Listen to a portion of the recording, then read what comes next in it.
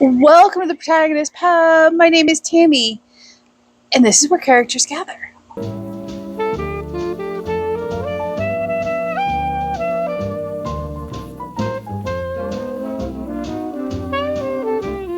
And today we're going to sit here and talk about book club choices for the July 2025 reading schedule, and that was to take a road trip. So the 4 poll choices were, first up, No Strangers by Carleen O'Connor. This is the first book in the County Kerry novel mystery series, and it is 336 pages. I will read you the blurb. On a rocky beach in the southwest of Ireland, the body of a wealthy racehorse owner, Johnny O'Reilly, has been discovered. In a town like Dingle, everyone knows a little something about everyone else. But dig a bit deeper, and there's always much more to find. And when Detective Inspector Cormac O'Brien is dispatched out of Killarney to lead the murder inquiry, he's determined to unearth every last buried secret. Dipna Wilde hasn't been home in years, but faced with the triple bombshell, her mother is rumored to have been in a relationship with Johnny, her father's dementia is escalating, and her brother is avoiding her calls, Dipna moves back to Dingle to clear her family of suspicion. And as she takes over the family practice, she finds herself in a race with the detective inspector to uncover the dark, twisty truth behind murder, no matter how close to home it hits. I think it sounds absolutely entertaining and enchanting. And next up, this one comes in at 297 pages in paperback. That is Love in the Eternal City by Rebecca W. Martin. And we all know I've talked about this. This is the one out of the 4 choices that I had previously read. So I will read you the back. Rome. And if you hear a bunch of chattering, Pickles just got fed outside and the chickens are eagerly anticipating his leftovers. Rome, once the heart of an empire, now the heart of the Catholic Church, has witnessed many love stories. When the Eternal City draws together a Swiss guard and an American expat, a modern-day romance blooms in the shadow of St. Peter's Basilica. Haunted by a broken engagement and betrayed by her best friend, Elena Gaetano travels to Rome for a new job and the hope of a new life. Fueled by pasta and bolstered by prayer, she becomes brave enough to forge new friendships with the Reichsteiner siblings as she explores Rome and finds her footing at work. Benedict Reichsteiner is comfortable serving in the Swiss Guard, even if he recognizes his life lacks a special something or someone. Simmering family tensions and uncertainty about his future have left Benny wary of relationships, but his unexpected feelings for Elena challenge him to face his fears. Soon, Benny and Elena's friendship turns into more, thanks to the matchmaking meddling of a Vatican spy master, a Swiss Guard comrade-in-arms, and Benny's overenthusiastic yet lovable sister. But then Elena's past follows her to Rome, putting her in danger that not even Benny may be able to save her from. And if Benny wants to be with Elena, he'll need to discern where his own future lies and reconcile with his father after years of bitterness. Can the two forge a relationship strong enough to withstand the suffering that comes their way? Or will tensions of their own lives pull them apart? We all know I love this book. Okay, now for the third choice. The Crown Conspiracy by Connie Mann, and it is the first in the Speranza Team Novel series, and it is Christian romantic suspense, and it comes in at 338 pages. The media spotlight is the last thing art thief and forger Sophie Williams needs.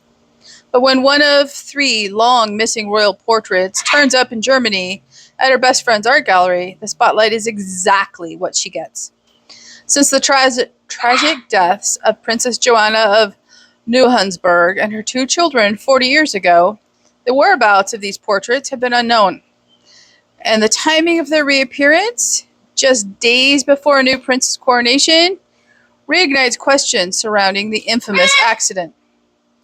Then Sophie's best friend vanishes, and a rumor about hidden treasure connected to the painting surfaces, seemingly confirmed by a cryptic message on the back of the first canvas. Convinced that finding the other 2 portraits will lead to her friend, Sophie begins a twisty investigation that pits her against other ruthless treasure hunters. A handsome investigator who seems to dog her trail at every turn, and a mysterious group that offers help, wearing an emblem identical to one on the painting. From Germany's knock it off. From Germany's grand castles and soaring cathedrals, through the Alps to the canals of Venice, Sophie must choose her allies carefully if she hopes to find the portraits, rescue her best friend, and perhaps save a throne before time runs out. And it is 338 pages. Okay, the last choice was... Okay, Pickles is now covered up outside. He's going to chat a little bit, but he should be quieter. Last choice is 7 Days of Friday by Alex A. King. This is the first in the Women of Greece series. It comes in at 428 pages on Kindle. And I will read you the blurb. 34-year-old Vivi Tyler is living her nightmare. Gay husband, spiraling teenager, melodramatic mother. They're picking apart her sanity, one stitch at a time. She's crawling along rock bottom when the arrival of a mysterious package opens a new door to a new country. A desperate Vivi, headfirst into the quicksand that is Greece, her parents' birthplace. But it's a paradise far from perfect. And instead of the new beginning she covets, Vivi discovers trouble is determined to keep her in its pocket. Soon she's fighting for her daughter's life in a Greek hospital, clashing with her Greek relatives, and cobbling together an inadequate cage around her heart, lest she fall for an unavailable man. And I purchased this in April of 2020. I do not recall this book in the slightest, but I love the cover. Greece would, be a wonderful place to go read about in the middle of summer.